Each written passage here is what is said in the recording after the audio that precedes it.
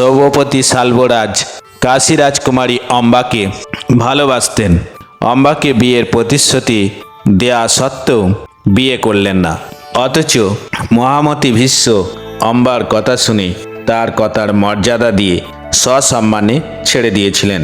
বন্ধুরা, আজকের ভিডিও অম্বাকে শাল্বরাজের প্রত্যাখ্যানের সম্বন্ধে। এই কাহিনীটি আছে ব্যাসদেবের মহাভারতের আদি পর্বে।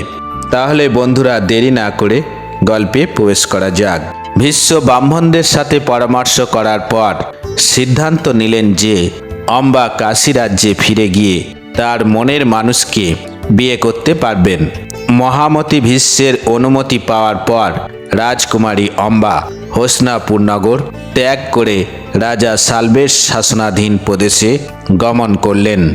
অম্বাকে সাক্ষাতের অনুমতি দেয়া হলে তিনি রাজার সামনে নতজানু হয়ে মিনতি করে বললেন, হে বীর মহারাজ শাল্ব, আমি আপনার পরাক্রমশালী বাহুর আশ্রয় নিতে এসেছি।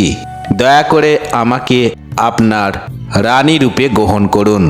অম্বার অনুরোধ শুনে রাজা শাল্ব হেসে বললেন, আমি আর তোমাকে রানী রূপে চাই না, কারণ তুমি অন্য পুরুষের স্পর্শ পেয়েছ।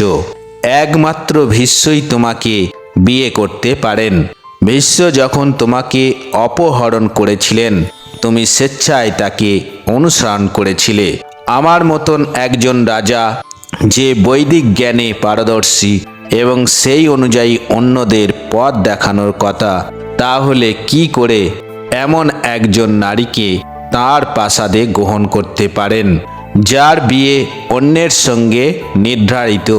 হে কাশীর রাজকুমারী, তুমি যেখানে খুশি যেতে পারো, কিন্তু আমি তোমাকে আমার রানী রূপে গ্রহণ করতে পারি না।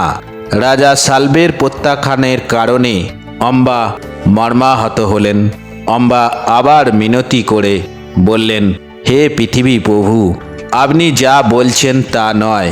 আপনি জানেন আপনাকে সহ পৃথিবীর সমস্ত বীরদের যুদ্ধে পরাস্ত করে ভীষ্ম আমাকে সবার সামনে জোর করে রথে তুলে নিয়ে গেছেন।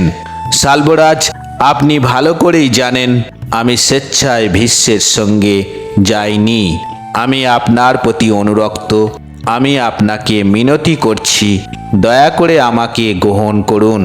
শাস্ত্রে বলা আছে যে রাজার উচিত নয় রাজার উপর নির্ভরশীল কাউকে পরিত্যাগ করা। হে পুরুষশ্রেষ্ঠ, আমি শপথ করে বলছি যে আমি আপনাকে ছাড়া অন্য কোনো পুরুষের কথা কখনো ভাবিনি। তাছাড়া ভীষ্ম কোনো নারীকেই বিয়ে করবেন না। আমার দুই বোনের বিয়ে হয়েছে ভীষ্মের ছোট ভাই বিচিত্রবীর্যের সঙ্গে। অতএব হে মহারাজ, আমাকে আপনার স্ত্রী রূপে গ্রহণ করুন, কারণ এখন আমার কোনো আশ্রয় নেই। রাজকুমারী অম্বা বারবার রাজা শাল্বের কাছে মিনতি করলেন, কিন্তু রাজা শাল্ব রাজকুমারীকে গ্রহণ করলেন না, বরং তার রাজ্য ছেড়ে চলে যাওয়ার আদেশ দিলেন। রাজকুমারী অম্বা নিরুপায় হয়ে কাঁদতে কাঁদতে শাল্বের রাজ্য ত্যাগ করলেন। অম্বা বাকি জীবন বনে বাস করে কঠোর তপস্যা ও কৃচ্ছ সাধন করার সিদ্ধান্ত নিলেন। পরিভ্রমণের এক পর্যায়ে অম্বা কয়েকজন মহান ঋষির আশ্রমে এসে পৌঁছালেন এবং তাদের আশ্রয়ে থেকে গেলেন। বন্ধুরা, এই জন্য শাল্বরাজ কাশীরাজের জ্যেষ্ঠ কন্যা অম্বাকে বিয়ে করেননি। এ কাহিনী থেকে সহজেই অনুমান করা যায় নারীরা কোনোদিন স্বাধীন নয়, তারা চিরকাল লাঞ্ছিত ও আত্মমর্যাদাহীন। যাই হোক বন্ধুরা, আজ এই পর্যন্ত।